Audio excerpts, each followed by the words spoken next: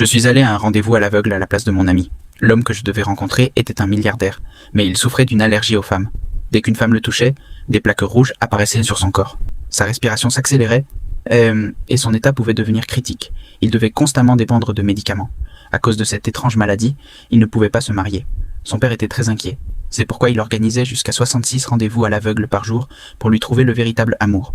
Ce jour-là aussi, un autre rendez-vous était prévu. Il en avait déjà assez de ces rencontres. Quand il m'a vu, très bien habillé, il était clairement agacé.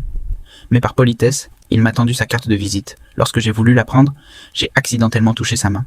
Et il a immédiatement été surpris. Mais cette fois, aucune allergie ne s'est produite. Avant qu'il ne puisse comprendre ce qui se passait, je me suis levé en prétextant aller aux toilettes et je suis sorti.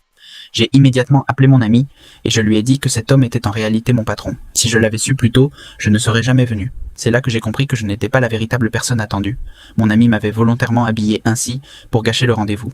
Mais en regardant sa carte, j'ai réalisé qu'il était vraiment mon nouveau patron.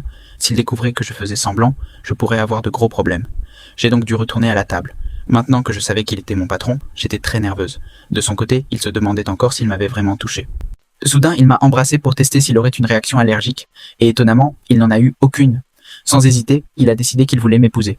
J'étais complètement choqué. Pour le décourager, j'ai fait semblant d'être obsédé par l'argent. J'ai dit que j'aimais les sacs, les vêtements et les bijoux très chers, et que je dépensais énormément. Mais cela ne l'a pas dérangé. Il a répondu « Tant que tu es heureuse, tu peux acheter tout ce que tu veux ». Je n'étais venu que pour gâcher le rendez-vous de mon ami, mais tout s'est retourné contre moi. Finalement, mon ami est venu me chercher en faisant semblant d'être en colère et m'a tiré dehors. Mais cet homme, lui, était heureux, car il avait trouvé une femme à laquelle il n'était pas allergique. Il a donc décidé de poursuivre cette relation, sans se douter que je n'étais pas la vraie invitée, mais simplement une amie venue prendre sa place.